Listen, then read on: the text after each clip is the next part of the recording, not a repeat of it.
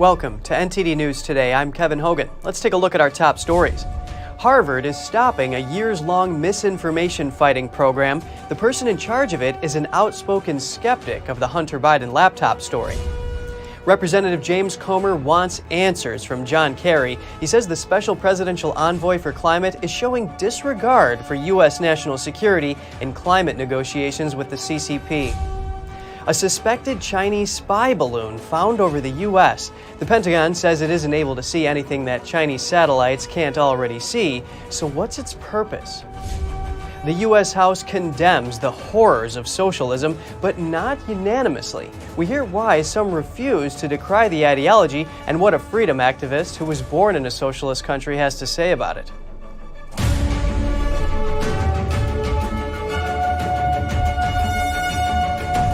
Harvard is shutting down a misinformation research program. An internal email reportedly says that's due to bureaucratic reasons. Harvard's Kennedy School of Government announced on Thursday that it's shutting down its misinformation research program. The program studies misinformation online and had been running for several years. News outlet Semaphore obtained an internal letter saying the program is being shut down because the person leading it is not a full faculty member. The outlet describes this as a shutdown due to bureaucratic reasons. The Kennedy School's standing policy is that all research projects must be led by a full faculty member. While there can be limited exceptions, those can't continue indefinitely without a faculty member as the principal project leader and academic head. The letter goes on to say that Dr. Joan Donovan, who is leading the program, is not a full faculty member. This indicates that Harvard has parted ways with Dr. Donovan. She has been outspoken about her skepticism of the Hunter Biden laptop story, even after the New York Times and other outlets verified the story. She tweeted this in April of 2022, saying, "Looking at the content on the Hunter Biden laptop, the most popular straw man question at Disinfo 2022. Her departure comes as a lawyer for Hunter Biden this week for the first time seems to have confirmed that the infamous laptop really belonged to Hunter, although the lawyer tried to change people's perceptions of his statements later. However, Donovan's supporters are criticizing Harvard's move. Taylor Lorenz of the Washington Post tweeted, "This is absolutely horrible news. This team was doing essential work, demystifying the way bad actors manipulate the internet." The internal email reportedly says that two similar projects regarding misinformation online would remain at Harvard. House Oversight Committee Chairman James Comer is demanding information from John Kerry over his negotiations with the Chinese Communist Party as a climate envoy. Comer is also accusing Kerry of not handing over information related to his National Security Council role. NTD's Daniel Monahan has the story.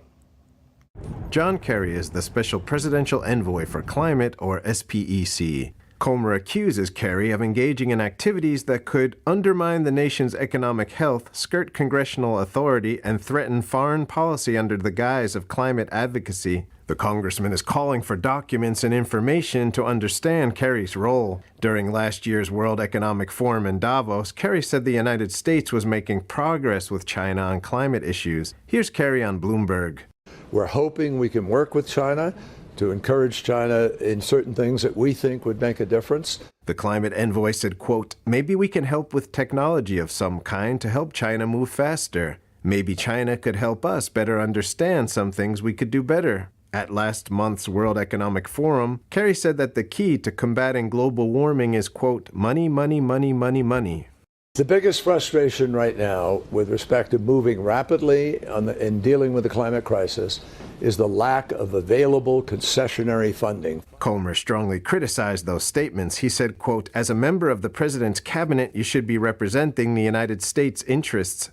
Your statements, however, consistently show disregard for American national security and taxpayer dollars." Comer is also accusing Kerry of downplaying China's human rights violations. In April 2021, Kerry said, quote, "We have differences on human rights, but those differences do not have to get in the way of something that is as critical as dealing with climate." Comer says Kerry has until February 16th to comply with his panel's document request. He is asking for budgets, an employee list, and all communications between the SPEC office and environmental advocacy groups or foreign government officials. Daniel Monahan, NTD News. NTD reached out to Kerry's office for a reaction. A State Department spokesperson responded saying the department does not comment on congressional inquiries. The spokesperson added that the Office of the Special Presidential Envoy for Climate has and will continue to engage members of Congress on international efforts to combat the climate crisis. A suspected Chinese spy balloon has been spotted over the U.S. Pentagon officials say they've been tracking it for several days now. It's believed the craft floated in from Canada before crossing airspace over Montana. NTD's Jeremy Sandberg has more on what's known so far. F-22 fighter jets were launched when the balloon was detected over Montana. Senior military leaders advised President Biden not to shoot it down. A senior defense official cautioned that the balloon is big enough to cause debris damage to those on the ground. The official says the balloon's current flight path carries it over a number of sensitive sites. He didn't go into detail into what those sites were. Montana is home to Malmstrom Air Force Base, which houses 150 intercontinental ballistic missile silos. It's possible that's what the surveillance balloon was trying to get a closer look at. But the Pentagon says the balloon doesn't have significant value above what Chinese spy satellites already have for intelligence gathering. The Pentagon press secretary says the military has taken measures to conceal any sensitive information that could be spotted from such a craft. Retired U.S. Air Force General Philip Breedlove noted the timing of the incident and questioned what the balloon was carrying or trying to sense and collect. When you get a big package like this that can carry a lot of kit, it's concerning to know what they're actually after. Breedlove suggested the possibility of the Chinese regime trying to provoke a preemptive response. If we shoot down a Chinese object over our airspace, is that a precedent that we can live with? Would we then set a precedent whereby we think we're flying in international space near China, but they believe it's Chinese airspace and they take the same action that we did? The incident comes at a time of heightened tensions between China and the U.S., and just days before Secretary of State Antony Blinken plans to travel to Beijing. It's pretty clear that China and Xi have obviously been a lot more aggressive about their military presence, South China Sea, their threats on Taiwan. The Pentagon has reportedly engaged Chinese officials through multiple channels and communicated the seriousness of the matter. Jeremy Sandberg, NTD News.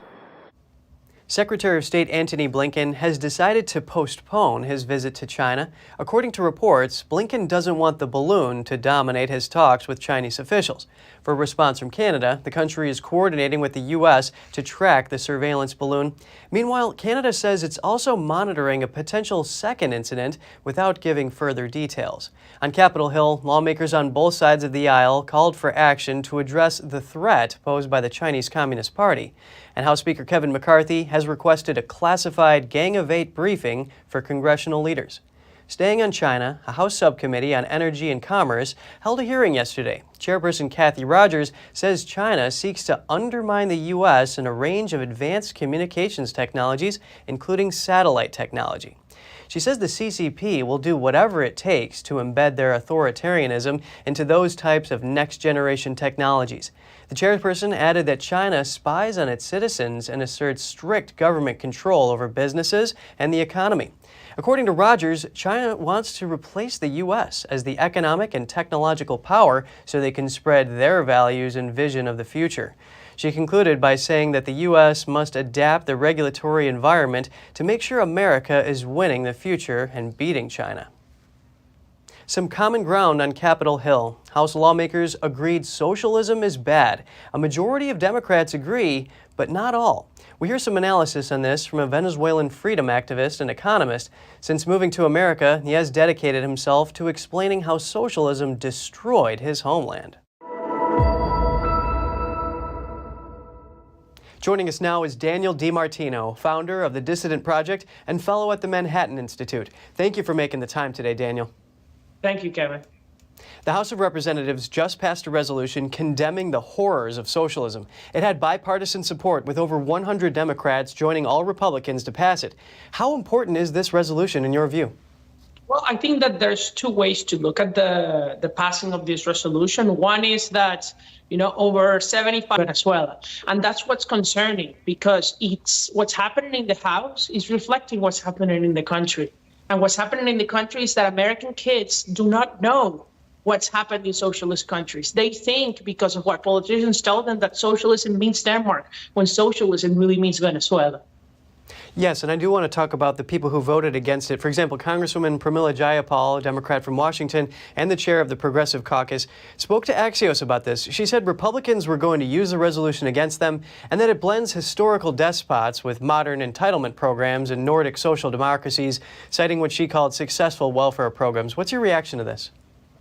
Well, what my reaction would be that if what Democrats wanted, like her, was just a large welfare state, then they would be voting for the policies of Denmark. You know, they would be voting for school choice. They would be voting for lower corporate taxes. They would be voting for, very high sales taxes, because that's how those countries finance those entitlement programs. They don't finance them by taxing the rich. They finance them by balancing their budgets, taxing everybody at a very high rate. And so what my concern is that what we're being sold by these politicians is the entitlement programs without the way to finance them. And that's exactly what bankrupted Venezuela. That's how Chavez destroyed our economy. He promised us all of these castles and unicorns. And what happened was that there was no way to pay for it. We printed money, we had hyperinflation, and then we all became poor. So yes, that is socialism. Thank you for helping us draw the distinction here in terms of these finances. Representative Maria Salazar is from a district in Florida that is the world capital of refugees fleeing socialist systems of Venezuela and other countries in that part of the world. She said the resolution was important because, quote, 44% of Americans believe the Communist Manifesto is better than the Declaration of Independence. Do you have any indication why that is the case? Well, there's been several polls about this by USA Today, YouGov, the Victims of Communism Foundation. And what we see is that especially the younger generation is very much unaware of what the Declaration of Independence says. And they're very much being taught that socialism simply means equality and that therefore equality is a good thing.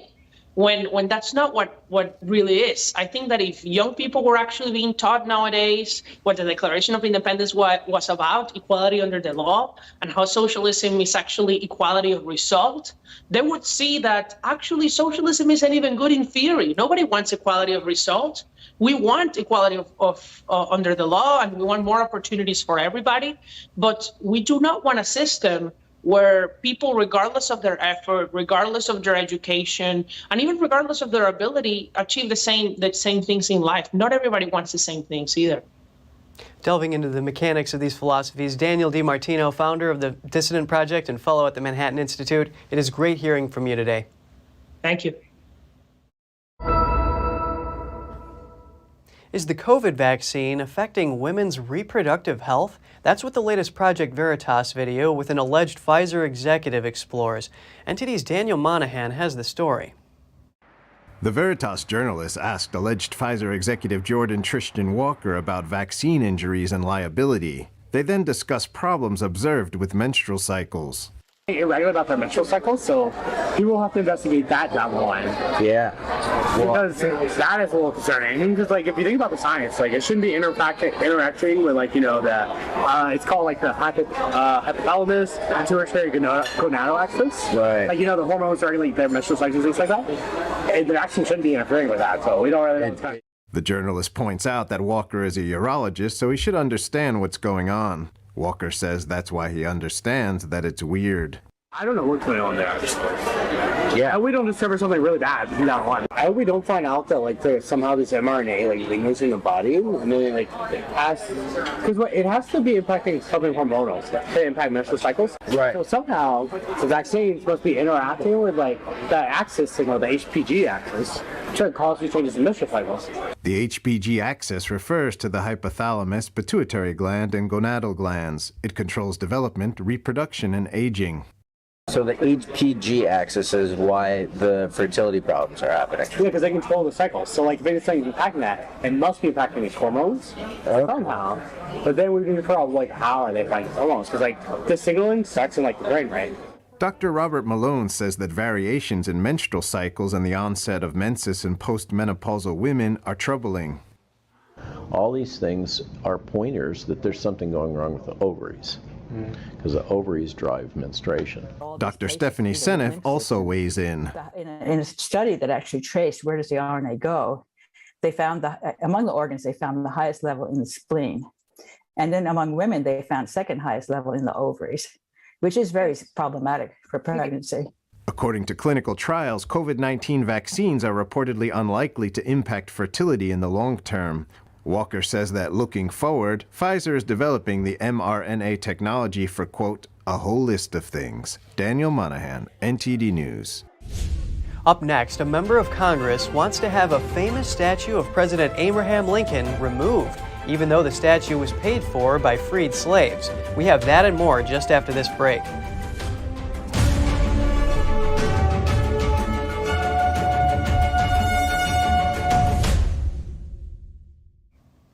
In Washington, D.C., a statue of President Abraham Lincoln has stood near the Capitol since 1876.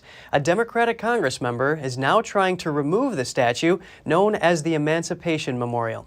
The statue depicts a slave, shackles, broken and shirtless, about to stand up. Lincoln stretches out his hand over the man. Freed slaves paid to create this statue. D.C.'s non-voting congressional delegate Eleanor Norton reintroduced a bill to have the statue removed from Lincoln Park. She said, quote, the paternalistic statue depicting a black man on his knees in front of President Lincoln fails to recognize African Americans' agency in pressing for their own emancipation. New Jersey Councilwoman Eunice Jumfor was shot multiple times in an SUV parked outside her home. Police have yet to establish a motive in Wednesday's shooting. There were shell casings everywhere. They were telling me I couldn't park down here. The 30-year-old Republican was elected to her first three-year term in 2021, ousting the Democrat incumbent. She worked as a business analyst and part-time emergency medical technician. She had a 12-year-old daughter and was recently married. She's a very nice woman. She's always well-dressed. She's nice to everyone. She's kind, respectful. Colleagues recalled her as a soft-spoken, devout Christian who could maintain her composure in contentious situations. She's beautiful. She doesn't do no harm to anybody, literally. She's a sweetheart. Like, we'll see her coming down the stairwell sometimes. Several high-ranking state leaders issued statements expressing their grief over her death. Authorities have not arrested anyone for the shooting, nor released the names of any suspects, nor given a possible motive for the attack.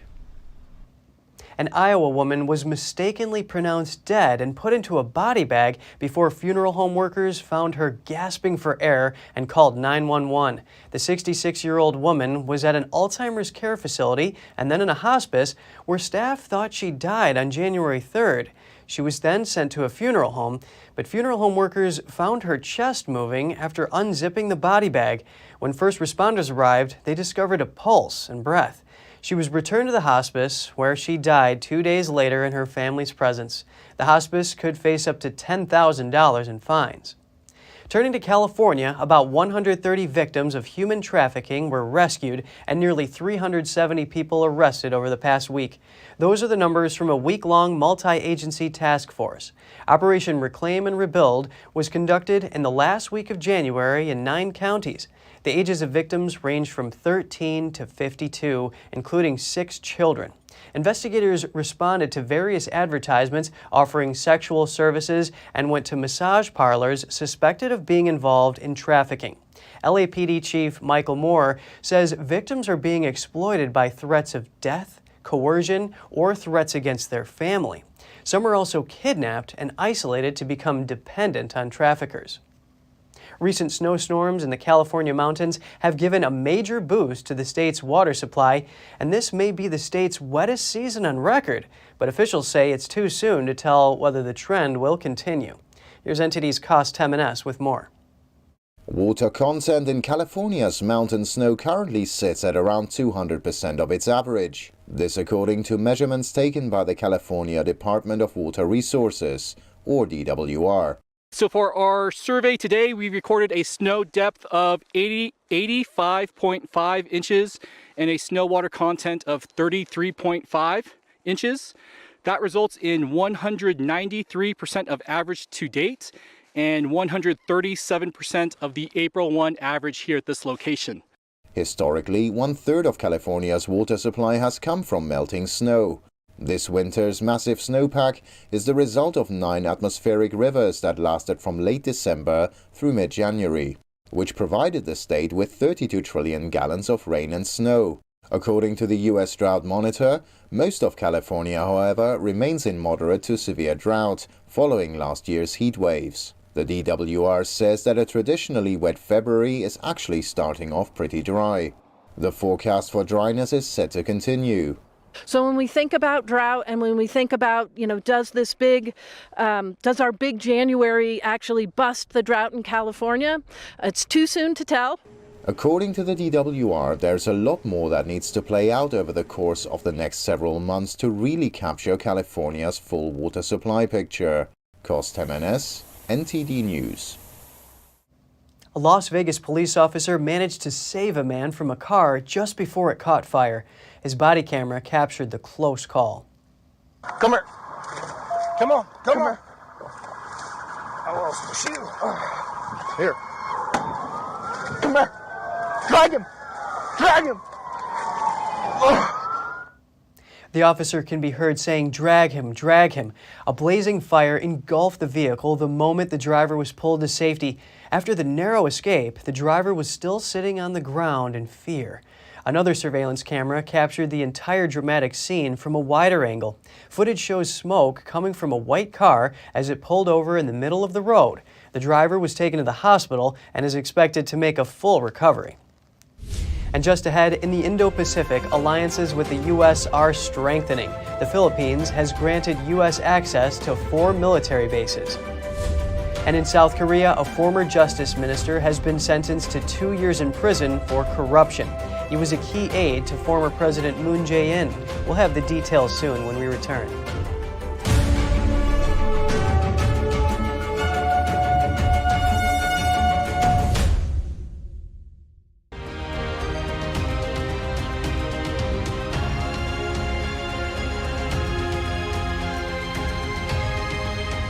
'23 State of the Union Address on NTD Television at 8 p.m. Eastern Time.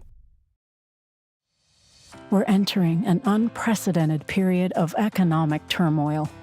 The economy is unstable, our government is in shambles, and the global war on energy has created a domestic crisis.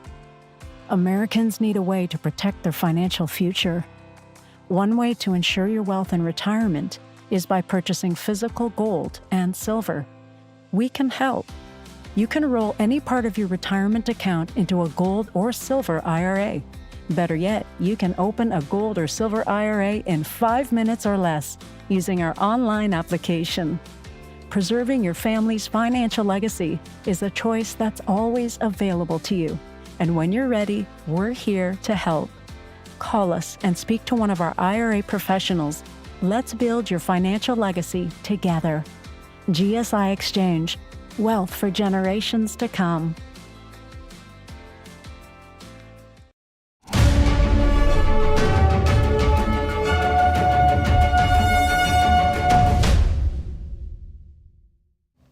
Good to have you back with us. A new COVID-19 subvariant is causing concern. It may be more deadly than the Delta variant and resistant to current vaccines. Here's more. The CCP virus, which causes COVID-19, is still mutating. The U.S. and China are now closely tracking Orthrus, an emerging more transmissible COVID-19 variant. Officially called CH1.1, the Omicron spawn would leave America's most dominant virus called Kraken behind. China reported 24 Orthrus virus cases in the past 3 months. Chinese officials say there is a risk of reinfection, but insists its population has immunity against it. Orthrus has raised global concern. That's because it carries a mutation that's not usually seen in Omicron, but appeared in the more deadly Delta variant. A U.S. study found Orthrus is also highly resistant to current vaccines. The emerging variant was first detected in India late last year. It's now present in 67 countries. Washington is securing a deal with its oldest Asian ally, the agreement to give the U.S. a front seat to monitor China. Yesterday, the Philippines agreed to grant U.S. forces access to 4 more of the country's military bases. To make sure that not an inch of our nation's territory will be lost, and our people's safety and security will be ensured. The U.S. has stepped up efforts to expand its Indo-Pacific security options in recent months. Thursday's deal offers Washington a key bit of real estate to monitor Beijing's aggression, both in the South China Sea and around Taiwan. We discussed concrete actions to address destabilizing activities in the waters surrounding the Philippines, including the West Philippine Sea. And we remain committed to strengthening our mutual capacities to resist armed attack. That our longest partner and ally has been the United States. And as we traverse these rather troubled waters, geopolitical waters, economic waters that we are facing, I again put great importance on that partnership. Increased access to military bases in the Philippines would potentially place U.S. armed forces fewer than 200 miles south of Taiwan. Beijing's communist regime claims the democratically ruled island as part of China's sovereign territory, despite never having controlled it. On Thursday, China said the Philippines' move has, quote, escalated tension in the region and accused the U.S. of pursuing a Cold War. With the new additions, the U.S. can now access 9 Philippine military bases for training, building facilities, fuel storage, and military housing, but cannot station a permanent presence there. The Thursday announcement didn't identify which bases would grant the U.S. military new access. Over in South Korea, a former justice minister has been sentenced to 2 years in prison for corruption.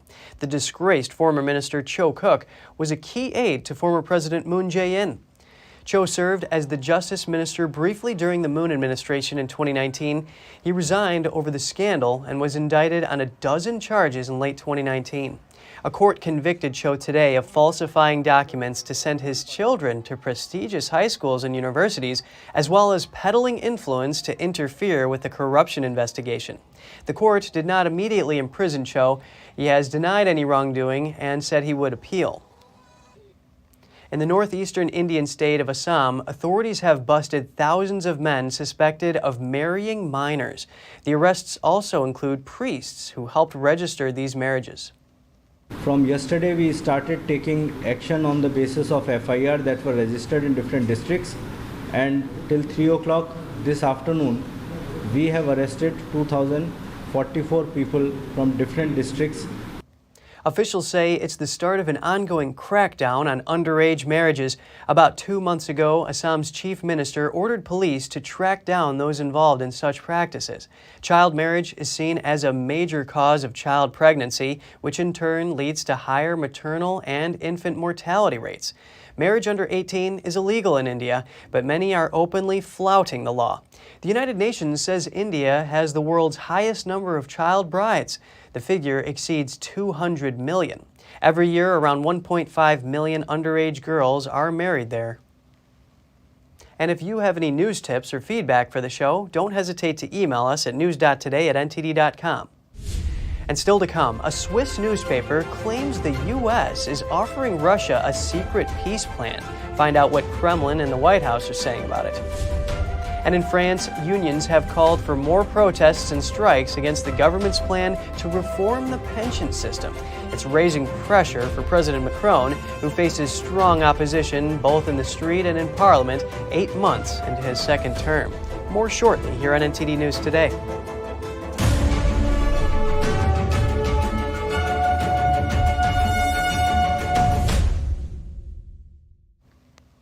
Now turning our attention to the war in Ukraine, Russia is rejecting media reports that the U.S. is offering a secret peace deal. A Swiss newspaper first made the report. The Swiss newspaper said CIA Director William Burns had traveled to Russia with a secret peace proposal. The proposal involved Ukraine ceding a fifth of its territory to Russia. The newspaper said Burns made a secret trip to Moscow last month to put forward the plan on behalf of the White House. The Kremlin told reporters today, quote, "That whole report is a hoax." Washington has also dismissed the reports. Loopholes are allowing countries to trade with Russia despite heavy sanctions. The Latvian Prime Minister pointed out the issue in a meeting with representatives from 2 other European Union countries. If we look at statistics, you see countries such as Kazakhstan, countries such as Armenia, countries such as Turkey, where certain kinds of trade is going up very high, disproportionate to what it has been in the past, and it seems quite clearly that traders are finding ways to legally trade goods, say with Turkey or with Kazakhstan or with Armenia, which are then re-sent to Russia because these countries are not adhering to the sanctions regime. The Latvian Prime Minister did not provide further evidence for the evasion claim and did not specify the types of goods allegedly traded. Latvia, Estonia, and Lithuania are the European Union countries that were among the most vocal supporters of sanctioning Russia. Representatives of these countries met in the capital of Estonia. The Estonian Prime Minister said a total ban of trade with Russia should be considered. He also said Russia could escalate the war around the time of the anniversary of its start later this month to prove that it has gained something through its actions. The Lithuanian Prime Minister said despite whatever Russia is planning, countries still need to support Ukraine so it can win the war. Talking about the war in Ukraine, a weapons maker based in San Diego is offering to help. They're offering Ukraine 2 advanced Reaper drones for just $1. General Atomics is the maker of the Reaper MQ-9 drones. They can be used to gather intelligence, conduct surveillance, and also carry weapons. They usually cost millions of dollars each. The company says they believe Ukraine needs a capability like the Reaper. The deal would cost Ukraine about $10 million to transport the aircraft and another $8 million a year for maintenance. The White House has to approve the deal for it to go ahead. Freddie Verslaes does not like to be called an arms dealer, but he does have a big warehouse full of second-hand tanks for sale. In a warehouse in Belgium sit rows and rows of Leopard tanks. Not the Leopard 2 model donated by Western governments to Ukraine. This is an older model, the Leopard 1. Freddie Verslaes wants to sell them, but does not like to be called an arms dealer. He is adamant, stressing to Reuters that he is the CEO of 2 defense companies that deal in a broad range of activities, such as making sensors for spacecraft. But buying and selling weapons is part of his business too. Yes, we bought this approximately 8 years ago in the market. They are available over here, but we cannot use them as is, of course. We need a full retrofit. We have to look at the fire control system. So we really have to make them, bring them back to track before we can use them in any kind of battlefield. It's these tanks that have brought him into the spotlight, as he is engaged in a public battle with the Belgian government over the possibility of sending them to Ukraine. While Ukraine's allies have pledged to send tanks to help Ukraine repel Russia's invasion, Belgium has not joined the group, for one reason above all. It doesn't have any tanks left. It sold the last 50 it had to Verslaes' company more than 5 years ago, and Belgian Defense Minister Ludovine Didonde is reluctant to buy them back. These tanks were sold for a price of 10,000 to 15,000 euros each, as they were no longer working. Nothing prevents us from buying them back, but they are not operational. And we're not going to buy them back at unreasonable prices either. And at the moment, there are Belgian companies that make a margin that is unreasonable. If Belgium does not buy back the tanks, Verslaes says another country could purchase them for Kiev. Verslaes said he had held discussions with several European governments about that option. There are governments which we have, let's say, currently in discussion. I just got recently a call from the Ukraine government. There's also the UK government. We're talking to the Swedish government. So there's a lot of governments interested, but we'll have to see what happens now. Other European countries are busy transporting the tanks they do have. 20 M113 armored personnel carriers have arrived at a port in northern Spain. They're headed to Ukraine to help its defense effort after a stop in Latvia. The Spanish defense minister announced the armored vehicles would depart for Ukraine on Monday. Newspaper El País reported Spain also plans to send between 4 and 6 German-built Leopard 2A4 tanks to Ukraine. Sources told El País the actual number will depend on the condition of the battle tanks in storage and how many other countries will eventually supply Ukraine. Ukraine's foreign minister says they expect to receive 120 to 140 Western tanks from a coalition of 12 countries in a first wave. Staying in Europe, the Netherlands and Germany are taking efforts to integrate their armies. This amid instability in the region after the war started in Ukraine. The Netherlands' 13th Light Brigade will merge into Germany's 10th Panzer Division. The Dutch brigade has 3,000 troops. The Netherlands has already merged the rest of their combat brigades into the German army. The combined force will consist of around 50,000 service members, including 8,000 from the Netherlands. The Dutch government says the merger could happen as early as this April. The merger is part of a confidential agreement between the two countries signed last year. In France, unions are gaining momentum as more people mobilize against the government's pension reform plans. Polls say 2/3 of voters oppose the changes. The controversial reform is also seen as a political test for the French president, with opponents calling him a president of arrogance and contempt. NTD's France correspondent David Vives has the story. The French government on Wednesday insisted that raising the retirement age to 64 was non-negotiable. The statement came one day after over 1.2 million French took to the streets in protest against the measure. That was more than at the previous demonstration 10 days earlier. Unions leaders have now called for rolling strikes to disrupt public life. Opinion polls show about 2 out of 3 French disagree with the reform. The protest poses a big challenge for Macron and his relationship to the people. Publisher Michel Onfray says that the French president has gained a reputation of being cynical. I think this government is absolutely cynical and will not move. Firstly, Emmanuel Macron was in Spain on the day of the strike. This is a very contemptuous way of saying, I don't give a damn about your strike. Remember, he said he wanted to annoy unvaccinated people. I don't want to use a dirty word. That was the word he used. A head of state who says, I want to annoy the French, this category of French people, who don't vote for him, it seems. The reform will be debated in Parliament from next week.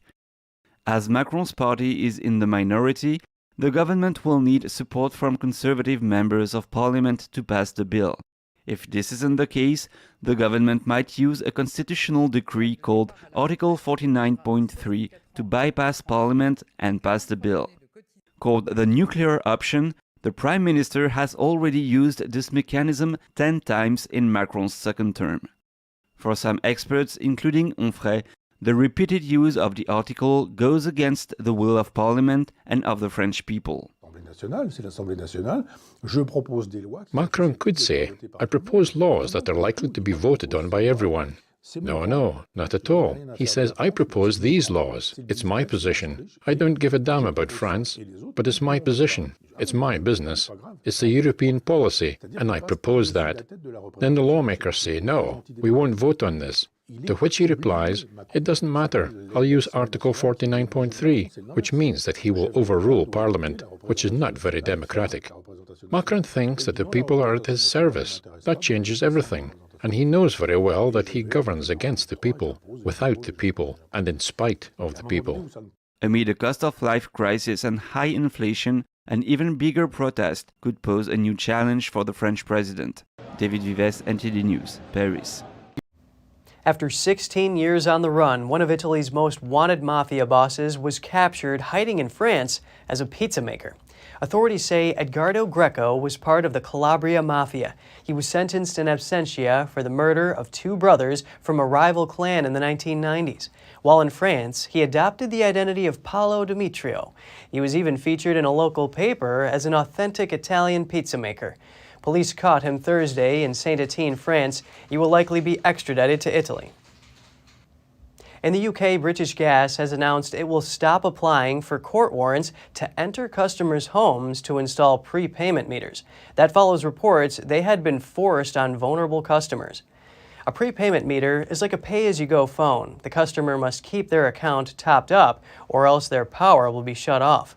The Times of London reported that British Gas sends debt collectors to break into people's homes and forcibly install the pay-as-you-go meters. Some of the vulnerable customers the Times reporter came across included a single father with 3 young children and a mother with a 4-week-old baby.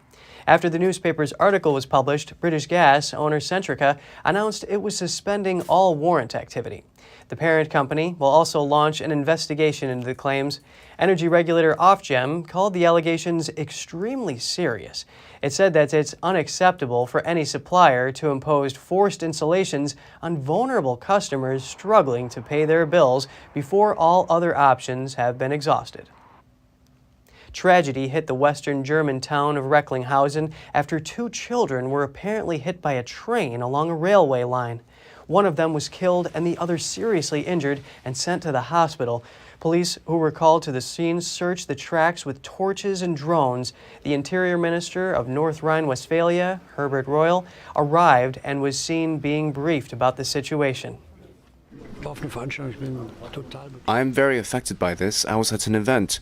This is something that affects you, and when you know there's nothing you can do but think of wise words, it's horrible. Children and trains at such a young age, it's just horrible what happened here, and one can only hope the parents will have the strength to overcome this great misfortune, or there are lots of people who will help the parents. And naturally our thoughts are with the child who's in hospital, so this will turn out well.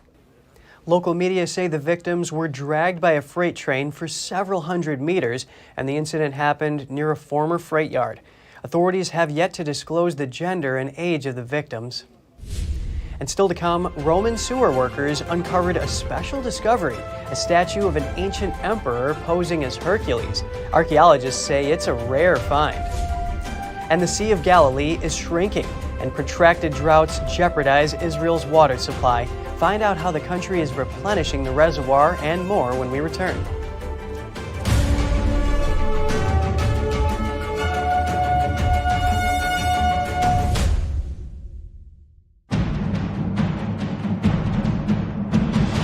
A performance that truly matters for each and every one of us.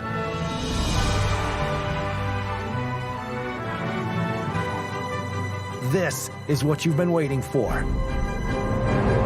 See it at least once in your lifetime. Get tickets now at shenyun.com.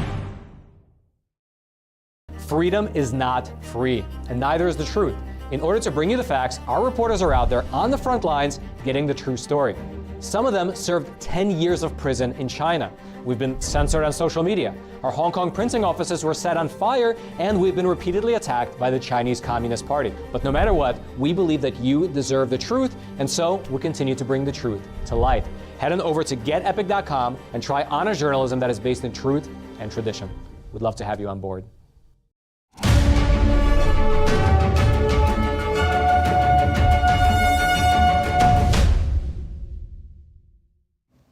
Welcome back. Turning to Spain, a proposed animal treatment law is exposing divisions within the ruling Socialist Party's electoral base. Some warn that the legislation could outlaw hunting with dogs. NTD's Andrew Thomas has the details on the controversial bill. Spain is debating a proposed animal welfare law. It would overhaul the treatment of domesticated and wild animals in captivity. The draft includes things like banning the sale of pets in shops, converting zoos into wildlife centers, imprisoning abusers, and requiring palliative care. The Socialist Party in power was forced to backpedal last month after an outcry in rural areas. We are the ones who want to comply with all the regulations that are imposed on us. There is no problem. But it is also clear that we do not want them to end our hobbies and our way of life, not only with the greyhounds, but also with the way of life of the rural world. The Royal Spanish Hunting Federation represents more than 300,000 hunters. The organization argues that sections of the bill would effectively ban hunting. I'm a person who believes that it is necessary to fight against things that are not done well, but not with the eradication of the activity. I don't think anyone would legislate to avoid traffic accidents by prohibiting the driving of cars. The main cause of abandonment of greyhounds is the theft and the subsequent use for poaching. In Spain, dogs are used to track or catch animals such as deer, wild boar, and rabbits. The bill proposes that owners must train pets, including dogs, to avoid harming other animals. It also compels owners to acquire permits for breeding animals. Hunters and dog breeders say these provisions would be almost impossible for them to comply with. Dog breeder Zacarias Gallego is competing in hare coursing semifinals. He says the implementation of the law would mean crucial changes to the sport. The law is very extensive, and there are a series of points that go against our sport. For example, the obligation to sterilize or neuter animals. These dogs, mine for example, have been bred for 30 years, raised at our grandmother's and great-grandmother's house. They're dogs with an exceptional genealogy, and now what are we going to do? Do we sterilize them? Fearing electoral backlash, the Socialists submitted a last-minute amendment. The measure excludes hunting dogs and other animals involved in traditional rural activities. Andrew Thomas, NTD News.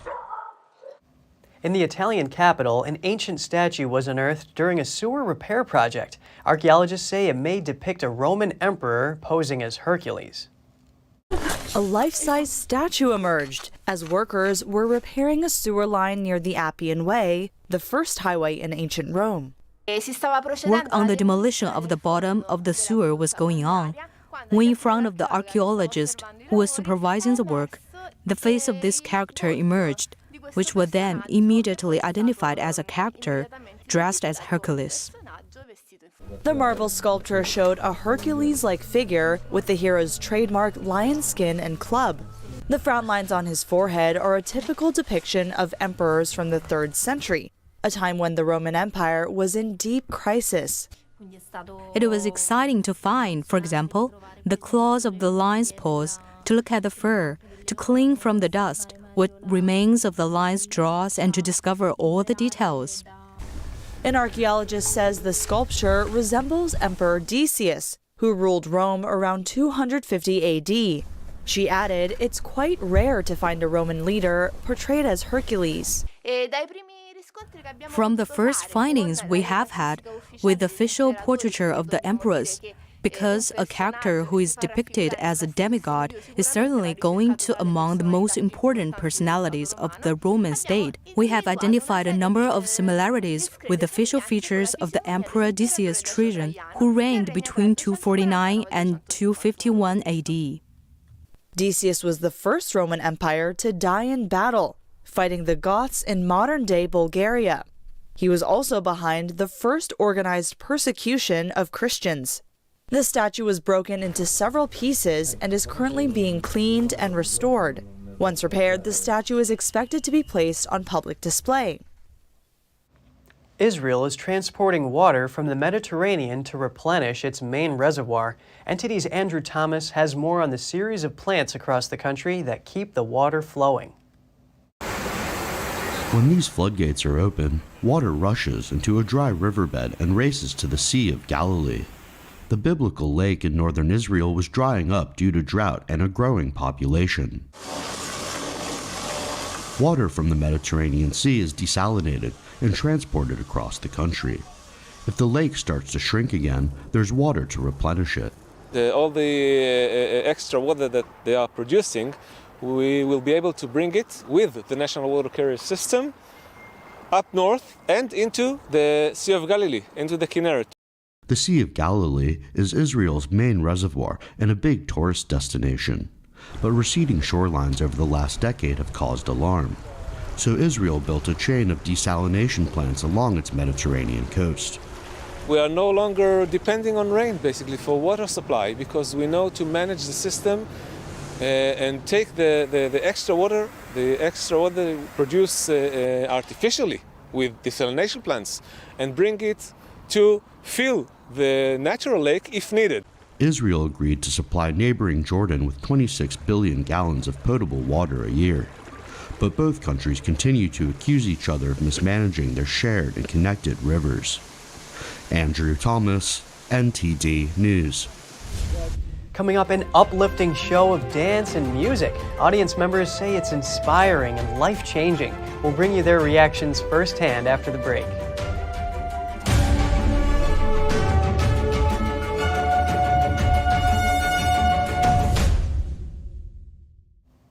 Shen Performing Arts is touring around the world. Here in the States, many enjoy the beauty of the dance and the traditional Chinese culture that Shen portrays. It was spectacular. It was so life-changing and just incredible and enlightening. I just find it amazing. The colors, the music, the orchestra and how it all plays in together.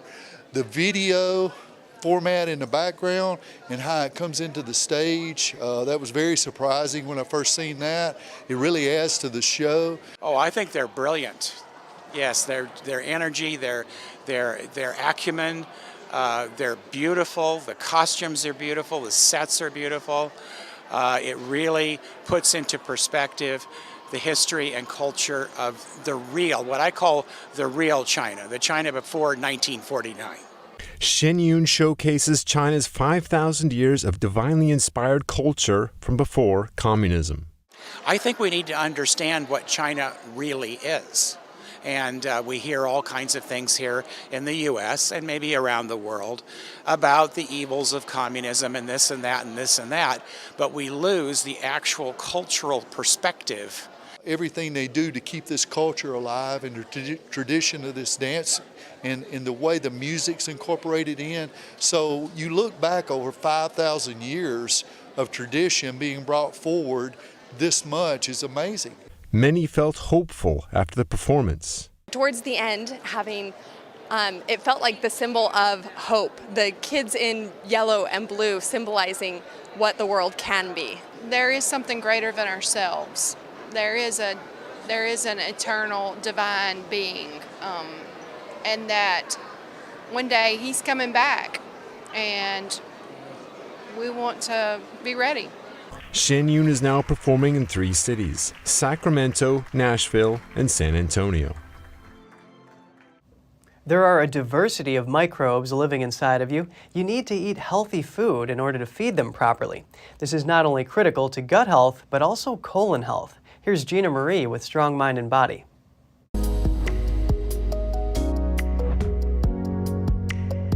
Colon health is a real concern no matter who you are.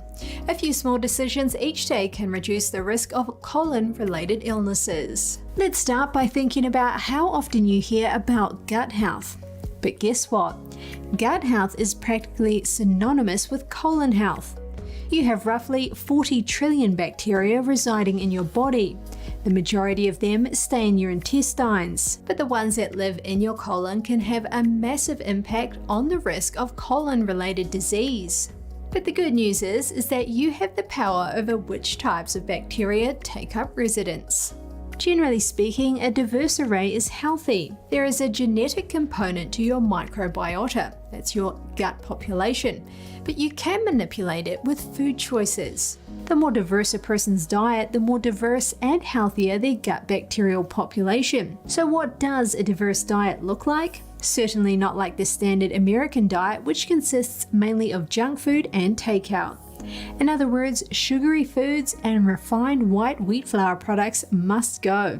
These are often loaded with toxic seed oils. Examples include canola, corn, cottonseed, soy, sunflower, safflower, grapeseed, and rice bran. Sugar and grease can sabotage colon health. Instead, you'll want to build your diet around fiber-rich foods. These feed healthy bacteria so they can grow and breed. Known as prebiotics, these foods can make a huge impact on colon health. So next time you are reaching for a snack or building a meal, try colorful fruits and veggies. Some great prebiotic foods include blueberries, artichokes, whole grains, broccoli, beans, lentils, leafy greens, and potatoes.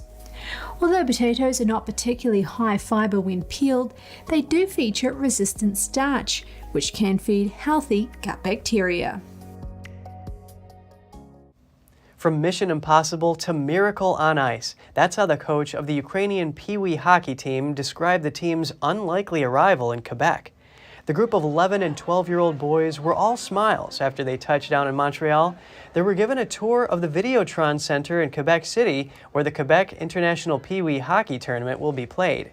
Canadian outlet CBC reported that the idea for the team's trip began when the coach met with his former teammate, who's now Canadian. But the logistical challenges of securing visas and setting up the trip to Canada proved daunting. The 18 young Ukrainian players are staying with 9 volunteer host families during their 3 weeks abroad. The coach said that the trip is a welcome distraction from the war back home, but that it's hard for them to forget, as many have fathers who are fighting. Take a look at the world's oldest dog ever. As of today, Bobby is 30 years old and 268 days old. He's lived his entire life with a family in a rural village in Portugal. Dogs like Bobby usually live about 12 to 14 years, but this purebred livestock guardian dog has beaten all the odds. In fact, when he was born, the family decided to get rid of their litter of 4 pups because they already had too many dogs, but Bobby mistakenly got left behind. An incredible record, a German citizen manages to make 14 dogs walk in a conga line. Guinness World Records certified the feat. Footage shows dogs standing in line from large to small with their front limbs resting on each other's shoulders. The trainer was at the front giving instructions. He kept calling their names while making hand signals. Surprisingly, all the dogs formed a line in less than 30 seconds. The team moved slowly forward, but not a single dog dropped its paws. Stop, Judy, Charlie, stop. Stop, Charlie, pink, stop, Charlie, stop. This dog trainer isn't the first record setter in the family. Last February, his 12-year-old daughter, Alexa, was the first to achieve it, leading 8 dogs. Like her father, she guided the dogs to balance their front limbs on the one in front of them. To compete the Guinness Challenge, the dogs need to move at least 5 meters while holding this pose. That's all for today's program. We're really glad to have you with us. Please send us an email if you'd like to tell us something. We're going to put it on screen. For podcasters, that's news.today@ntd.com. I'm Kevin Hogan, NTD News, New York City.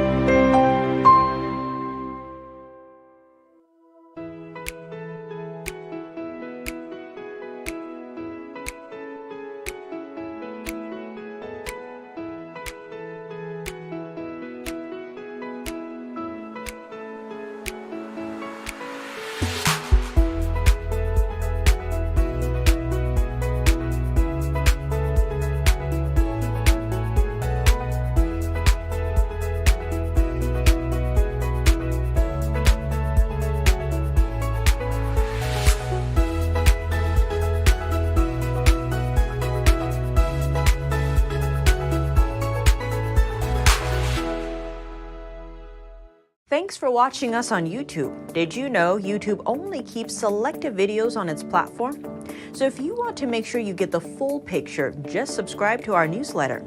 Go to newsletter.ntd.com and sign up. It's free.